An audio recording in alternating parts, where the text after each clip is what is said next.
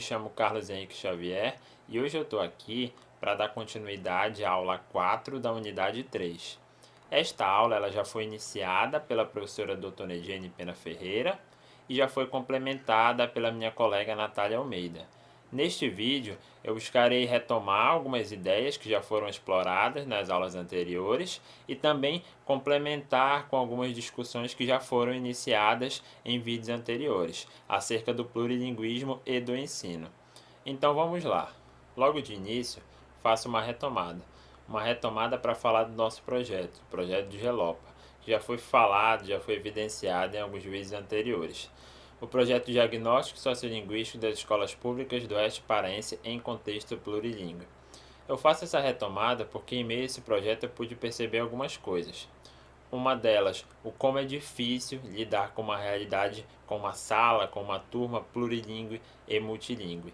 Eu digo que é difícil porque nós vivemos num país que é o Brasil. Como vocês puderam acompanhar no minicurso, ao longo do minicurso, o Brasil tem um grande histórico de políticas, de adoção de políticas monolíngues e repressivas às línguas minoritárias.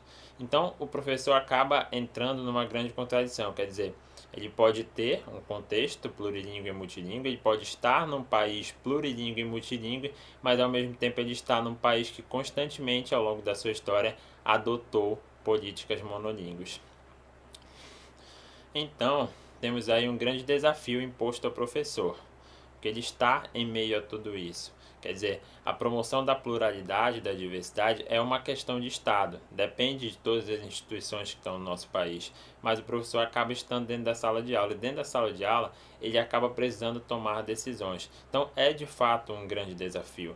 E justamente pensando nisso, é que eu trouxe a discussão do artigo da Isis Ribeiro Berger, que eu vou mostrar para vocês agora aqui no próximo slide. A Isis Ribeiro Berger, em seu artigo, ela define alguns princípios que seriam essenciais ao professor para lidar, para gerir um contexto plurilingüe e multilingüe.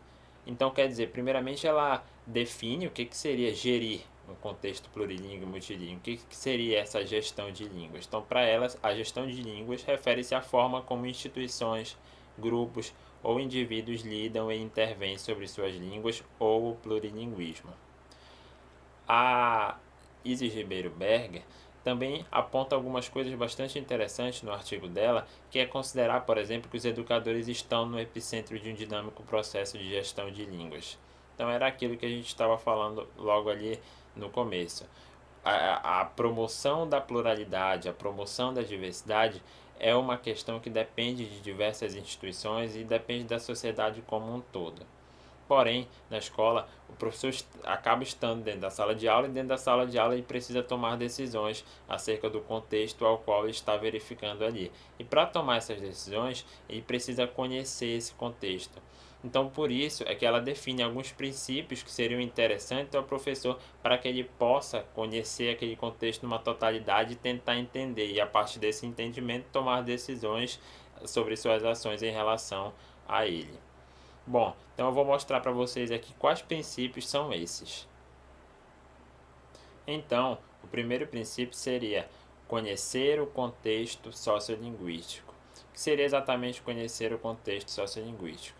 O perfil sociolinguístico refere-se às informações relativas ao conhecimento e uso de línguas por parte de um indivíduo ou grupo, bem como a forma que eles se relacionam com as línguas.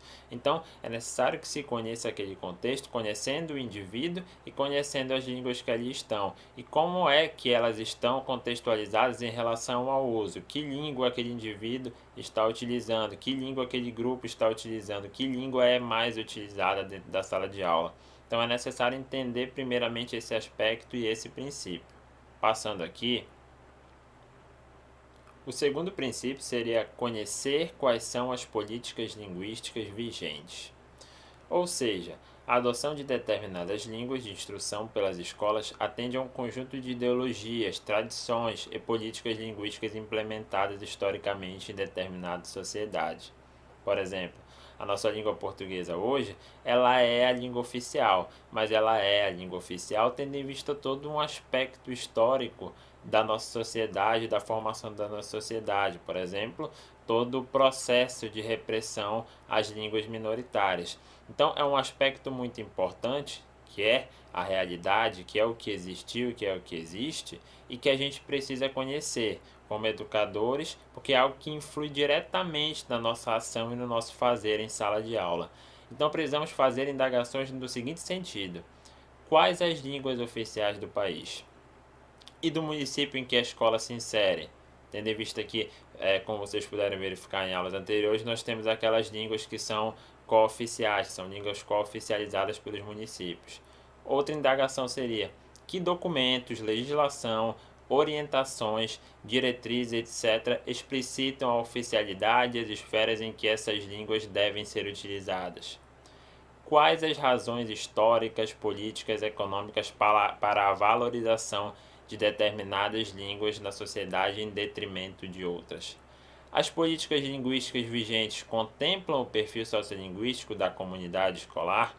Então está aí uma série de indagações que precisam ser feitas. Então, esse conhecimento da política linguística vigente é muito importante. Quer dizer, é muito daquilo que a gente estava falando logo no começo. Você pode ter um contexto plurilíngue, mas você pode também ter um contexto de constante adoção de políticas monolíngues. Então você cai aí numa contradição bastante grande e você precisa pensar o que fazer a respeito dessa contradição e desse entendimento. Então é necessário que se conheça quais as políticas linguísticas vigentes.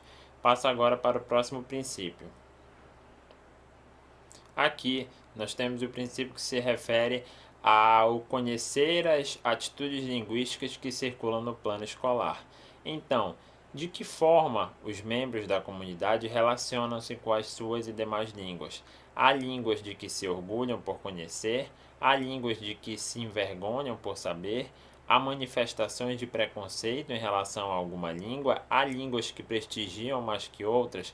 Isso é bastante importante, quer dizer, entender de que forma essas línguas estão sendo verificadas e vistas em sala de aula. Há uma língua que é estigmatizada? Há uma língua que é privilegiada? Como é que está ocorrendo esse processo?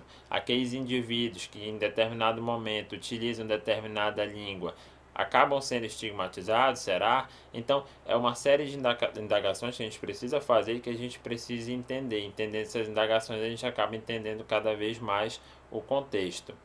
Enfim, passo agora para o próximo princípio. Bom, aqui temos em tese o que seria o último princípio. Então temos aqui uma junção de coisas e uma junção de perspectivas. Políticas vigentes, currículo e avaliação. Ou seja, algumas indagações. O currículo escolar valoriza, contempla a diversidade linguística? Que línguas são privilegiadas pelo currículo escolar? A conformação do currículo está de acordo com as demandas da comunidade local? Então temos aí uma série de indagações muito voltadas para o currículo. Então a gente precisa entender, é necessário que se entenda como é que está articulada aquela escola, como é que está articulado o currículo daquela escola e que realidade eu tenho. Isso está de acordo? O currículo que ali está, ele está compreendendo aquela realidade da sala de aula que pode ser plurilíngue e multilíngue? Então, é um entendimento que precisa ser posto, é uma percepção que precisa ser colocada dentro dessa realidade de se promover o ensino plural e diversificado. Bom, esse aqui seria o último princípio. Por último, faço aqui uma retomada, só relembrando o que foi dito. Primeiramente, dentro dos princípios, a gente precisa entender a realidade sociolinguística. Depois, é necessário que a gente entenda que políticas linguísticas estão vigentes na nossa sociedade. Ou seja, a gente precisa entender como aquelas políticas elas foram postas e foram impostas na nossa sociedade. Não só como educador, mas como qualquer cidadão, a gente precisa conhecer a história para que a gente possa pensar na nossa realidade atual. No terceiro momento, temos as atitudes linguísticas. É necessário se entender como é que cada indivíduo lidar com a língua em sala de aula.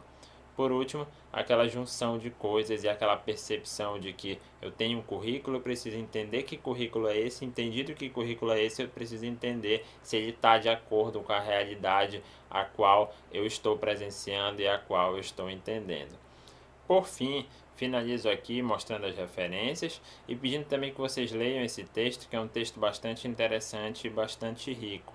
Bom, no mais é isso. Eu peço agora que vocês comentem, peço que vocês façam críticas, eu peço que vocês discutam com a gente sobre essa temática, uma temática bastante interessante e bastante complexa, tratado do plurilinguismo e do ensino. Espero vocês então na live Tira Dúvidas. Muito obrigado.